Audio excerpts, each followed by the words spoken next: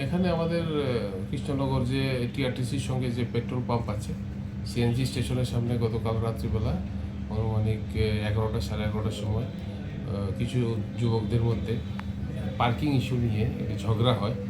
তো পরবর্তী সময় তাদের ভিতরে একজন আরেকজনকে অ্যাসাল্ট করে, এরকম একটা অভিযোগ ছিল। তো সেই অভিযোগের বলে আমরা ওখানে যাই, ঘটনাস্থল থেকে একটি স্কুটি উদ্ধার করি। পরবর্তী সময় আমরা যারা যারা ইনভলভ আছে এই স্ট্রিট রেজে, এখানে তাদেরকে আমরা গ্রেপ্তার করি। তো টোটাল 8জনকে, একটা ভেহিকেলকেও আমরা সিজ করি।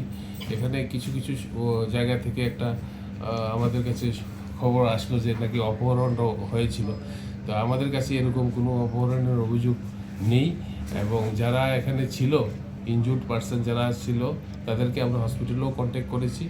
মেইন জিনিস হচ্ছে এটা দুজন কিছু সংখ্যক যুবকদের মধ্যে পেট্রোল পাম্পের সামনে একটা পার্কিং ইস্যু নিয়ে ঝগড়া হয়েছিল। তাদেরকে যে হাসপাতালে নিয়ে যায় যে গাড়ি দিয়ে, সেই সময় একটা অনেকের ভিতরে বোধহয় একটা মিসআন্ডারস্ট্যান্ডিং হয়েছিল যে গাড়ি দিয়ে নিয়ে যাচ্ছে, গাড়ি দিয়ে তারা হাসপাতালে গিয়েছিল।